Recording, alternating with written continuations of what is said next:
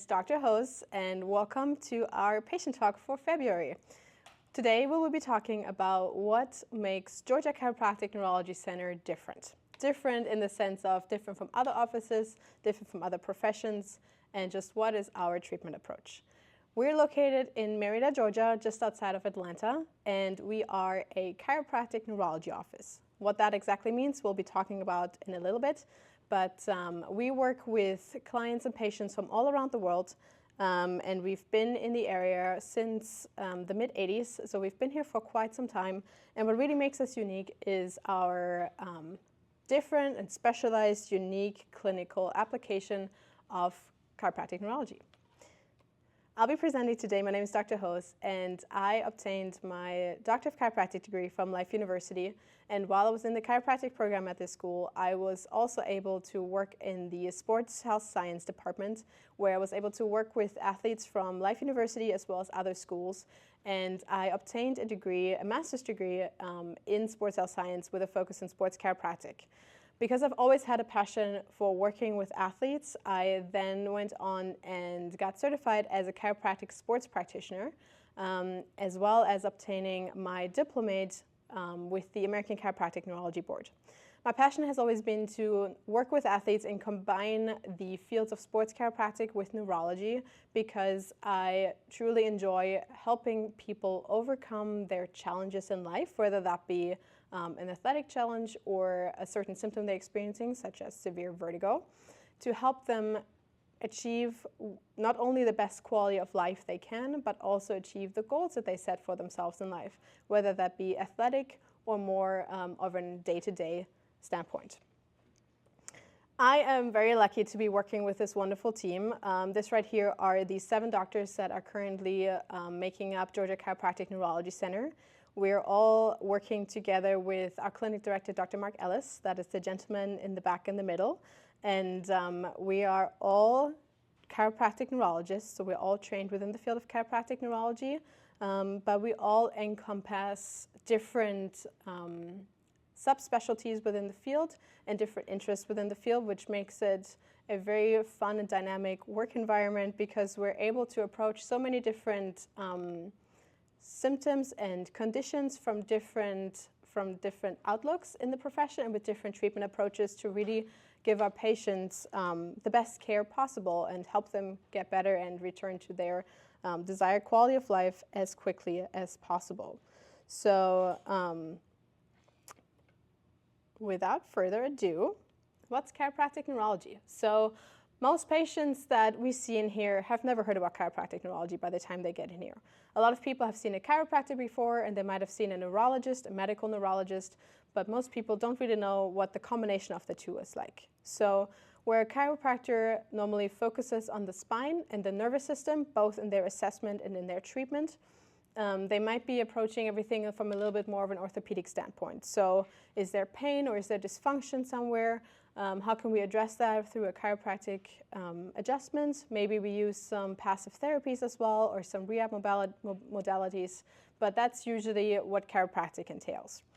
A medical neurologist, however, assesses the nervous system, which includes your brain, your spinal cord, and your peripheral nerves, with the goal of finding some sort of anatomical dysfunction that can be treated either with medication or with more invasive treatments such as surgery. And if they deem that you would need rehab, they would usually refer you out to a PT or a vestibular PT if it's more specialized. So the goal overall is always for you to be medication free, but the way to get there oftentimes involves medication when it comes to medical neurology. So where chiropractic neurology comes in is we are assessing and treating complex neurological disorders, just like a medical neurologist would as well, but we're using a bit of a different approach. So we're going through a bachelor's degree, a chiropractic degree, and postdoctoral education within the field of chiropractic neurology, which also happens to be called functional neurology, and why that is, we'll get to that in a second. And then some of us choose to go through a board certification with the American Chiropractic Neurology Board, but all of us have to go through regular continuing education every single year to make sure that we're always at the very best standard when it comes to new research and new knowledge and new treatment approaches. Chiropractic neurology really is what takes medical neurology's approach of assessing anatomy to the next step of assessing function. So where a medical neurologist usually runs certain scans and tests, such as an MRI or a CT, or maybe nerve conduction velocity studies, they're usually looking for what we call an anatomical lesion. So that might include a brain bleed or a tumor, swelling, inflammation, a contusion, whatever it might be. There's a structural problem in the brain or somewhere else in the nervous system. A lot of our patients come to us and they've done all these tests. They've had MRIs, they were clear, they've had nerve conduction velocity studies, they've maybe had x-rays or CT, and there's nothing to be found on there. And what we like to tell them first is that that's a good thing, because we don't want you to have a brain bleed. We don't want you to have a structural injury in your brain or even a tumor. But when the anatomy is clear and there's nothing that can be found there that explains symptoms, it often is very confusing to a patient as to why they're still experiencing symptoms. And that's where the next step would be to assess the function of the brain and the nervous system. So the medical neurologist does the first step of clearing that anatomically everything is okay. The next step would then be to check why is it not doing its job properly. So specifically what we do here is we do a very extensive physical exam. It's 3 hours long actually, where we assess all the different areas within your brain and your spinal cord, peripheral nerves, and your whole body actually, not just your nervous system, but we check your cardiac system, your respiratory system, your digestive system. We check everything that might in some way, shape, or form contribute to your symptoms to make sure that we find the area of dysfunction and figure out why it's not doing its job correctly. So that is why we call it functional neurology. We're not assessing if it's structurally intact, we're checking if it's working properly. So even with normal imaging and imaging that just gives you no reason why you're having symptoms, you might still be experiencing symptoms because it's not functioning properly, and that's where we come in. So the way that the process works at our office is we start you out with a complimentary consultation, either over the phone or in person. You're more than welcome to come to the office. And the goal of this complimentary consultation is to figure out if we're the best place for you to be at. So that gives you the opportunity to ask any questions that you might want to ask us before committing to care. And it gives us the opportunity of asking just as many questions in return to figure out if we're the best people to help you. So we might ask you what symptoms you're experiencing, how long you've been experiencing for, what else might be going on in your life.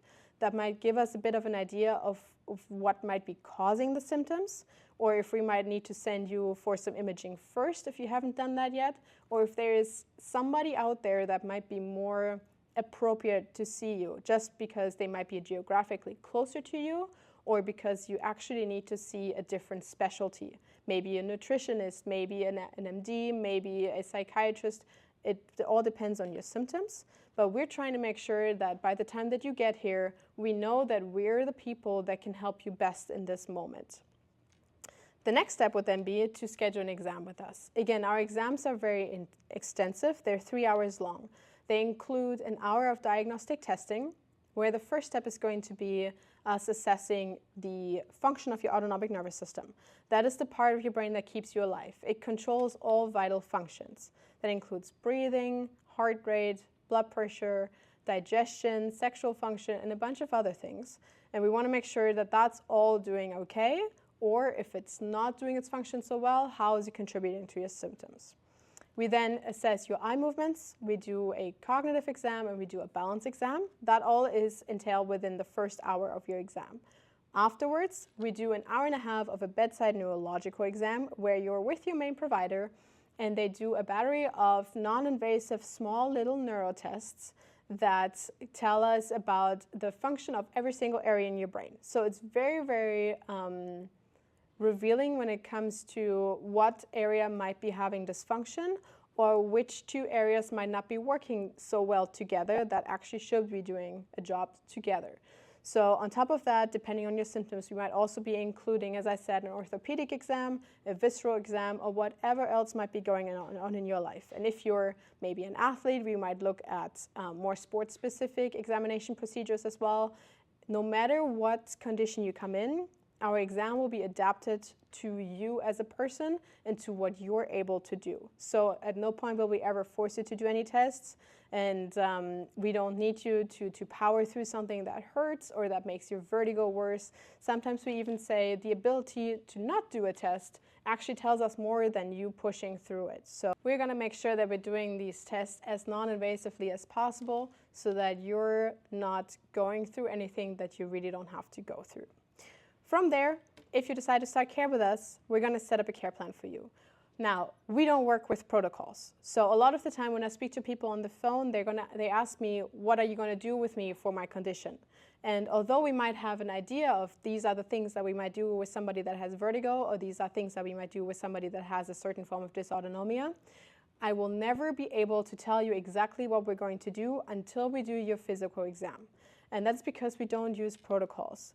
We have come to the conclusion that the more individualized and the more personalized we approach a case, the better the outcome will be. Why is that? Because no two conditions are the same. No two people with POTS will have the same symptoms.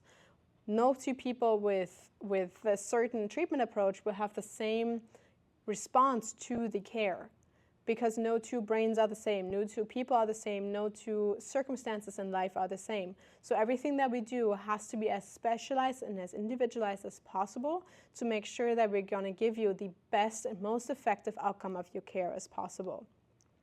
So that also includes that we modify your care on the go at any point.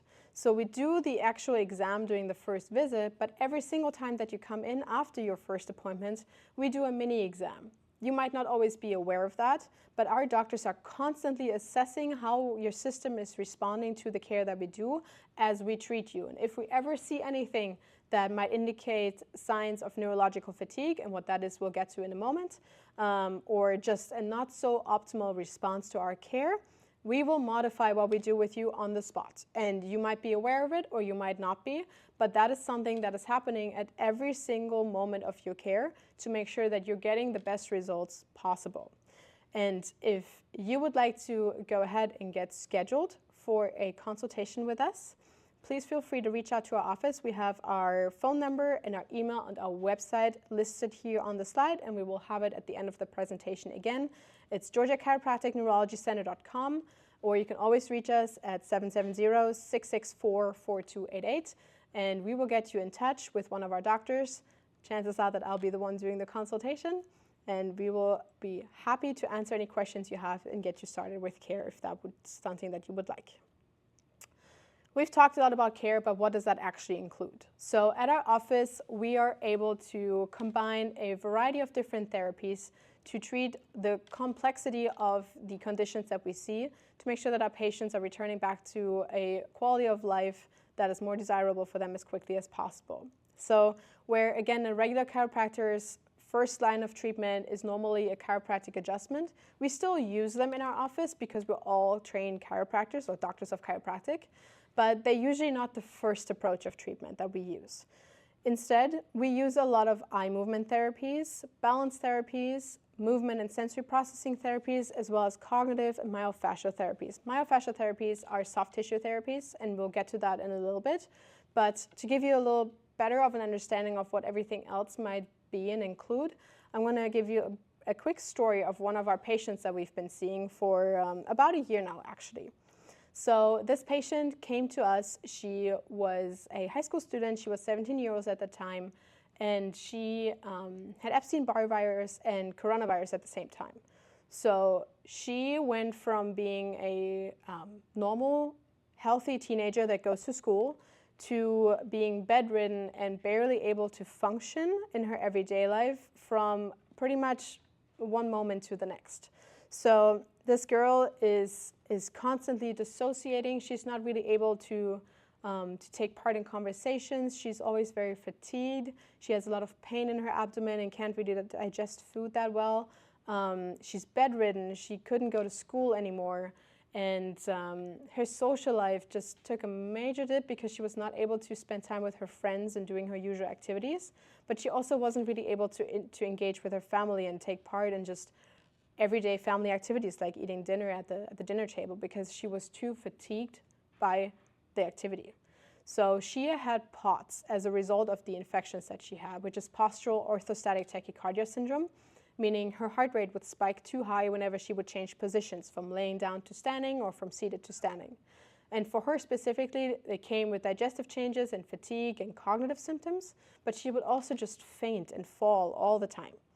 So it took a massive toll on her family, of course, because they were very worried about their daughter, but also they always had to monitor her and make sure that she was not falling or fainting or that she would not need any assistance with whatever activity she was doing, whether it just be showering or getting up and grabbing a bite to eat. So on top of that, though, as a teenager, she, of course, wanted to spend time with her friends and just couldn't. And not only was that harsh on her, but also she lost a lot of her friends because the people just would not really understand what was going on with her. POTS is not a very well understood disease or condition out there, and just not a lot of people know about it. And even if they do, it's hard to understand what actual impact it has on the person's life, which for her was a tremendous impact. And her life pretty much was changed from one day to the next. But we did a variety of treatments with her. We started very mild, and we just would treat her laying down and just do some mild eye movement exercises, and we would work on her belly and do some visceral work there. And then eventually when she would start to get stronger, we progressed towards more different sensory stimuli and movement therapies. So we would have her move her arms, or we would start and dual task her and have her perform different cognitive skills as we were treating her with other therapies. And then eventually we were able to treat her not only seated, but also standing up, and we would start working on her balance. And all the while, we were still doing myofascial work on her abdomen, and we would actually adjust her pelvis and her ribs to help with breathing and stability as she was standing. So she's now at a point where she finished high school, she's spending time with her family, they just went on vacation, she's able to spend time with her friends again and go out to eat or other activities. She's working out again. And I think the most rewarding aspect of it all was when her mother, during one of her re-exams, stated that she's getting her child back. And she had such tremendous personality changes because of these symptoms that she was going through and the way that her life was changed. And now she's starting to become a normal, healthy teenager again. And she's able to do all these things and participate in life. And not only does it have an impact on her, but it has a massive impact on her family as well. And everybody's really excited to see her doing so much better again.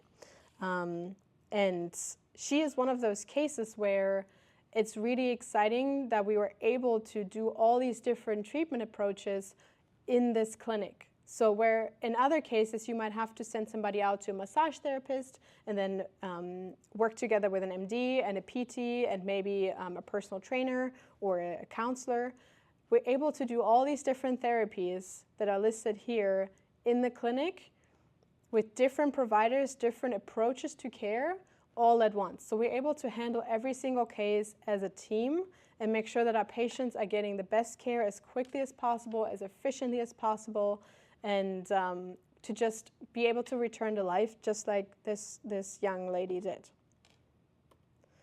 All right, a little bit more about myofascial work. So Dr. Ellis, our clinic director, is actually one of the founding members of the Fascial Research Society.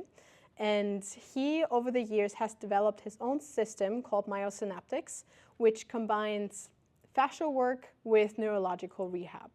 The fascial system is actually the one system in our body that has the most sensory receptors within it. So it has a tremendous influence on how our brain perceives the way that our bodies move and how it interacts with the world. So whenever we do our myofascial work or soft tissue work, not only are we trained in the actual treatment of how do I work with the fascia, but we're also trained in understanding and assessing how this treatment interacts with the neurological function of our patient. So even if somebody comes in and that they might not necessarily have a soft tissue complaint, we might still use that system to have another way of accessing their brain or their nervous system and just giving them a new level of treatment that will help them get better. So Dr. Ellis has been teaching the system internationally for about 20 years. We're all trained in the system and we all use it every single day, whether it is to address scar tissue or to change fluid dynamics in a certain part of the body, or in the case that I just described before, to actually change the way that the organs work and to improve digestion and to improve somebody's breathing through these myofascial techniques. So they're very, very powerful, and we're able to combine them with the neurological rehab that we do, which just gives our patients a better shot at recovery and a faster recovery most of all. What kind of conditions do we work with in our office? So this is not a comprehensive list. We work with patients of all ages, whether they are actually still in utero and not born yet, to all the way through very, very old age. And we work with a very broad spectrum of dysfunction. So whether it's somebody that is suffering from severe vertigo or somebody that's maybe wheelchair bound, to all the way up to Olympic athletes. We've seen it all in here, and we love working with all of the different conditions, which when it comes to athletes, we actually have a tennis team that just did phenomenal in the Australian Open. They made it all the way to the semifinals, and we were very excited for them. But that is just one end of the spectrum. In everyday life in our clinic, we work with patients that have concussions or any form of traumatic brain injury. We see patients with all forms of vertigo. Most recently, specifically 3PD has been more and more common. That is postural perceptual persistent dizziness. We work with different forms of dysautonomia. That includes POTS, as the case that we had just talked about before. We work with all kinds of chronic pain that might include headaches or any pain throughout the body, as well as different pain syndromes such as fibromyalgia or complex regional pain syndrome, to name a few. We work with all kinds of anxiety, depression, OCD, chronic stress disorders. And of course, we work with performance enhancements for athletes, whether that be a professional athlete or an everyday athlete that might just want to do better in a certain skill. So the range is very, very broad. And if you ever have a question of whether we might be able to help with something you're experiencing or not, feel free to reach out, and we're happy to talk it through with you. Again, that's the goal of our consultations, to make sure that we're the right place for you and for you to get your questions answered. To give you a little bit of an insight into our work with athletes, specifically our tennis team, we are working with a myosynaptics practitioner that has been a student of Dr. Ellis's for many years, and he happens to be a professional tennis coach. So we've been working with a lot of tennis athletes over the years, and there's two, again, that just went to the Australian Open that have been doing really, really well. And for them specifically, one of the two, his name is Sam, and we've been working a lot with his eye tracking. So this is something that's applicable for him, but also for other people. We're assessing how well is he able to look at a certain object, how well is he able to follow an object across a distance, how well is he able to jump with his gaze from one object to another. All of that matters tremendously in tennis, but also in everyday life, because we do these eye movements every single day, every moment. You see it, me doing it right now, you doing it watching this video. So it's something that's very important when it comes to neurological function. For him specifically, we've been working with that a lot in our clinic, but then the biggest breakthroughs probably more so happened on the court. So we were comparing his forehand versus his backhand. How is his eye tracking changing in those aspects? And for him, it made a big difference, not only forehand versus backhand, but also clinic versus court, because it matters what context you treat somebody in. So for somebody with POTS, for example, the context is super important. We need to know where in the process of them moving from laying down to standing up, where exactly is the breakdown? Where is the moment where their heart rate spikes and everything else goes awry? So what we do for POTS, for example, to treat the person in a more context-rich environment, is we have them lay on a tilt table. A tilt table is a table that doesn't only go up and down straight, it also, as the name implies, tilts up and back down. So we're able to monitor our patient's autonomics as they're on that table, and we can see at what degree exactly is the breakdown, and we can treat them right then and there. So that allows us to be as specific as we can be, and to treat our patient in a very, very, very relevant context for them. So we might be treating them laying down, we might be treating them seated, we might be treating them standing, but they might be doing good in all of these areas, but it's the process of changing from one position to the next where they might still be having issues. So we're able to treat them in exactly that moment, just like we're able to do that for this tennis player. Or his partner, who was actually, he had a posterior center of pressure and was therefore not really able to move backwards, which if you've ever watched tennis, that's a problem. So he would miss shots because he couldn't go backwards. And we did certain myofascial techniques to shift the center of pressure, which then allowed him to not only run backwards and hit the ball, but to just be more agile everywhere on the court. And he's been using these shots in the Australian Open. He's been doing phenomenal with it. So again, for somebody, for example, with vertigo, same thing applies. We want to make sure that we assess where exactly is the breakdown. Is it eye movements that make them dizzy? Is it eye-head movements? Is it just their body that makes them dizzy? Is it visual stimuli? What exactly is the problem? And how can we use that therapeutically to help them get better? And we're able to use all of the equipment that we have in the office to get a very, very detailed insight into the state of their nervous system, and to make very detailed and individualized treatment programs to make sure that we're addressing that specific aspect of the person. All right, what's vestibular rehabilitation? A lot of the time when I speak with potential future patients on the phone during one of these consults, I get this question a lot, and the next one is usually, I've done vestibular rehab with my PT, how are you guys different? So vestibular rehabilitation, for those that don't know, is a treatment approach for balance and vertigo problems. So it includes treatments such as eye movements, balance training, and different other sensory stimuli to train somebody's balance and to make them not dizzy anymore. So it's the gold standard in vertigo care, and we use it a lot in our office, and so does a vestibular PT. But how are we different than them? The main difference is that a vestibular PT, or PT in general, is more of a PhD that's trained, very highly trained in anatomy and physiology when it comes to the brain, as well as very highly trained in treatment protocols. So they know exactly what maneuver to do for a BPPV, they know what to do for this symptom, they know what to do for that symptom, and they're very, very good when it comes to physical rehab. Chiropractors or chiropractic neurologists, however, are physicians or considered physicians that are trained in every single aspect of the human body and human physiology, whether that be the nervous system or the digestive system, the heart, the lungs. We can assess it all, and we do a very, very in-depth physical exam. So we're able to assess every aspect within your system and integrate it all in our care.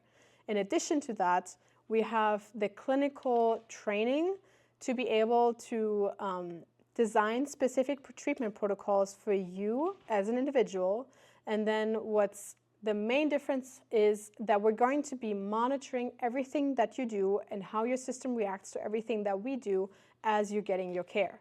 So every single time you're getting care with us, your care will be supervised by a licensed doctor that is going to make sure that no matter what we do, it's going to be as effective for your care as possible. And what that exactly means and what that monitoring looks like, we're not going to get to in a second, but that is going to be the main difference, the constant monitoring and the constant adapting of your care in the moment. So what does a typical visit look like with us? As I said, you will always be supervised by a licensed doctor. And then the other part is going to be you will always, or your care is always going to be monitored not only by one doctor, but by multiple doctors, because we work as a team and we tend to discuss our care and our cases as a team to make sure we're getting the different treatment approaches and every single patient is getting the best care possible. So every one of our doctors has slightly different specialties within the field of chiropractic neurology. And altogether, we're able to address every single symptom as effectively as possible. So a typical visit is usually based on a certain amount of time that we're scheduling you for, whether that be 15 minutes or 25 minutes or 45 minutes up to an hour. but we're not always doing that full visit, depending on how you do and how your system reacts to our care. And that kind of transitions over to our next talking point, which is neurological fatigue. So neurological fatigue or metabolic fatigue is not necessarily the feeling of being tired. And a lot of the time when we stop or pause a therapy, our patients are actually not really aware. They're telling us, I'm not feeling tired, why are we taking a break? So what's happening with fatigue is that there is a decrease in function because your autonomic nervous system is not able to maintain this function in a certain part of your brain or body. So we can't talk about fatigue without talking about the autonomic nervous system. The autonomic nervous system is the part of your brain that keeps you alive. It's located in your brainstem, which is right here at the base of your skull, and it controls all vital functions. That includes digestive function, the control of your heart rate and blood pressure, breathing, sexual function, and other things. So it's split up into two systems, one being the sympathetic nervous system and one being the parasympathetic nervous system. Your sympathetic nervous system is also called your fight or flight system, and it's what keeps you alive in a difficult or dangerous situation. So that might include an increase in heart rate and blood pressure, an increase in breathing rate. It slows down digestion. It makes the hair on your arms stand up. It changes blood flow to more vital organs versus your periphery. It changes the size of your pupil. It makes them bigger so you can see better, and a bunch of other things. Your parasympathetic nervous system is your rest or digest system. So that's the system that's more active when you're relaxed and calm. So that includes speeding up digestion. It slows down your heart rate and your breathing. It makes the hair come back down. It changes the perfusion of your body so that the blood goes more to your periphery, your hands and feet. It constricts your pupil, so it makes it smaller. So when our doctors are supervising your care, we're looking for signs of fatigue in the sense of signs that your nervous system is shifting more towards a sympathetic state. Because whenever we're fatiguing, we're shifting more towards that fight or flight mode because we're starting to get to a point where the things that we're doing are a little stressful, which our brain perceives as dangerous for us. So that includes perhaps a change in color in your skin. Maybe your hands and feet are turning more bluish because the blood is shunted to more central and vital organs. You might start to get sweaty hands. There might be swelling in other places, or there might be a change in temperature of different body parts, mainly hands and feet again, or your face. Maybe your face is flushing. We're looking at changes in your eyes. Are your pupils dilating or constricting? Maybe just one side versus the other. Are your eyelids drooping? We call that ptosis. Is there tearing of your eyes, or are they turning dry? And then a big one is breathing. So a lot of the time our patients tend to stop to breathe or hold their breath for the duration of a certain therapy. And that really tells us that what we're doing is a little challenging for them because they're not able to do two things at the time. They're not able to breathe while also performing a certain eye movement. And we might, if it's mild, we might just remind them to breathe at first, or we might eventually give them an actual break or even stop therapy if we think that we've done enough for that day. So either you might stop breathing or you might just breathe more shallow or faster or slower than normal. So we're monitoring that at all times. In addition to that, we're also checking what does the rest of your body do. So even if I'm doing an eye movement, we always say this jokingly to students that are observing what we're doing here, but you have to be aware of what their left big toe is doing. So maybe all of a sudden they're getting a bit of a restless leg, or they're not able to keep their hands still and they're fidgeting, or maybe their body is swaying back and forth, left and right. Maybe they're getting a tremor anywhere, whether it's in their head and they're getting these titubations, or in their hands or anywhere else. Maybe a certain body part is tightening up and getting a little spastic. All of that is something that you want to be aware of, and you're going to have to train yourself to see this, which again is going to be what makes our care different than other places, because our doctors are highly trained in seeing that, and especially not only seeing it, but knowing what it means and changing our therapy based on that. When it comes to eye movements, we're looking at your ability to actually hold your gaze on a certain object follow the object through a certain distance in space. We're looking if you're skipping ahead or lagging behind. We're looking at how accurate are you when you're looking at something. Again, all of those are signs of fatigue if you were able to do them and then all of a sudden you're not able to do them anymore. And it's usually very difficult for the patient to perceive that. So some patients are highly aware and they're going to notice if their eye jumps in any way. Some patients are not. And that's part of the reason why we don't usually work with home exercises, especially not in the beginning. So as you progress in your care, we might give you some home exercises, but usually in the beginning we're not. And there's two reasons for that. The first one being, we want to make sure that you fully understand the exercise and that you're able to execute it perfectly, because not only does practice make perfect, but really it's perfect practice that makes perfect. So we're using the concept of neuroplasticity, your brain's ability to change throughout your whole life, to make sure that we're making positive changes in your care. And we want to make sure that you're doing each exercise as perfectly as you can so that we're getting the optimal change that we want to see in order to make a change in your symptoms and get you back to a better quality of life. So that's the one aspect. The second aspect is that we want to make sure that your system is reacting the way that we want it to the care that we're providing. If you're doing a certain exercise at home, we can't really monitor all of these signs of fatigue that we've just discussed. We can't see what your pupils are doing, if your hands are shaking, if you're getting a sway. We might be able to predict that you're going to be able to do that at a certain point in care.